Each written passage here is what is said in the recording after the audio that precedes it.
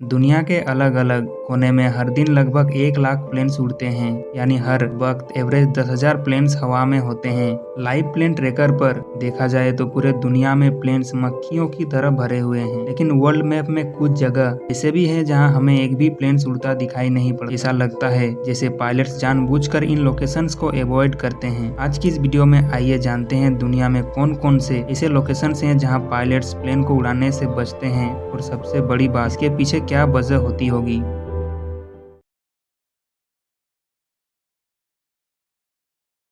Area 51 America के Nevada desert में 7,500 square kilometre में फैला हुआ यूएस एयरफोर्स की सीक्रेट बेस कैंप का हिस्सा है।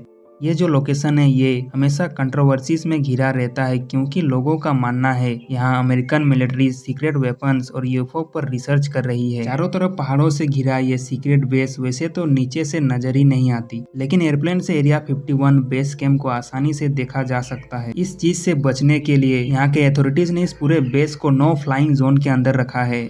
अगर किसी प्लेन ने इसके अंदर से गुजरने की कोशिश की तो उसको वार्निंग देकर अपना रास्ता बदलने को कहा जाएगा। अगर पायलट्स ने बात नहीं मानी तो यूएस एयरफोर्स एरिया 51 के ऊपर पहुंचने से पहले ही शूट डाउन कर देंगे।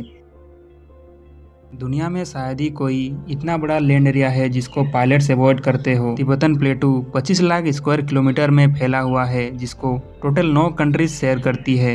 लाइव प्लेन ट्रैकर पर देख सकते हैं प्लेन्स इस पूरे एरिया को बाईपास कर रहे हैं। इसका सबसे बड़ा रीजन प्लेटू में पाया जाने वाला ऊंचे पहाड़ हैं, जो चाइना से स्टार्ट होकर नेपाल, भूटान से होते हुए अफगानिस्तान में जाकर खत्म होते हैं। यहाँ पर पहाड़ों की एवरेज हाइट 14,000 फीट है और कमर्शियल प्लेन्स नॉर्मली 35,000 फीट पर फ्लाई करते हैं। वैसे तो प्लेन्स इन पहाड़ों से काफी ऊपर रहते हैं, लेकिन इमरजेंसी के टाइम में जैसे केबिन के अंदर प्रेशर अचानक कम हो जाए या इंजन में कोई प्रॉब्लम आ जाए तो पायलट्स को प्लेन को 10 मिनट के अंदर 35,000 फीट से 10,000 फीट तक लाना होता है।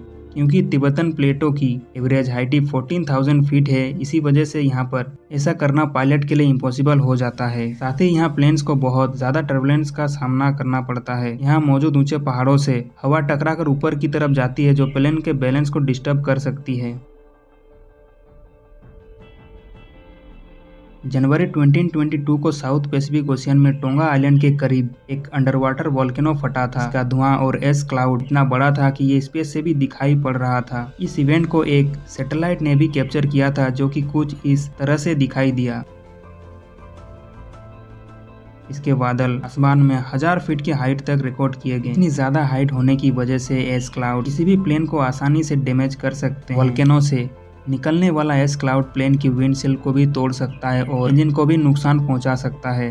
24 जून 1982 को लंदन से न्यूजीलैंड जाने वाली फ्लाइट रास्ते में एक वोल्केनिक क्लाउड के ऊपर से गुजरी। वोल्केनिक गैस इंजन में जाकर मेल्ट हो गई, जिसने प्लेन के सारे इंजन्स को बंद कर दिया और प्लेन अपना एल्टीट्यूड लॉस करने लगा। अच्छी बात यह थी कि 37,000 फीट से जब प्लेन 12,000 फीट तक पहुंची तो 4 में से 3 इंजन स्टार्ट हो गए और प्लेन सेफली लैंड कर गया। लेकिन इस इंसिडेंट के बाद पायलट्स वोल्केनो के ऊपर फ्लाई करने ही छोड़ दिया।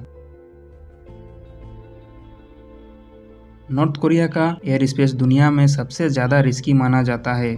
पायलट्स इसके ऊपर से गुजरना पूरी तरह अवॉइड करते हैं, क्योंकि यहाँ नॉर्थ कोरियन मिलिट्री बिना बताए, बिना वार्निंग के कभी भी कहीं भी मिसाइल लॉन्च कर देते हैं। नॉर्मली ऐसे सिचुएशन में कई दिनों पहले ही अनाउंसमेंट की जाती है और फायर करने से पहले उन सारे प्लेन से रेडियो कांटेक्ट करके उनको बता दिया जाता है, जो कि एयर स्पेस के आसपास होते हैं। यही वजह है कि कमर्शियल फ्लाइट्स जिनको सिर्फ नॉर्थ कोरिया को क्रॉस करना होता है, वो अब इसको बाईपास करते हुए गुजर जाते हैं।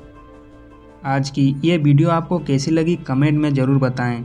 मिलते हैं अगली वीडियो में एक नए टॉपिक के साथ।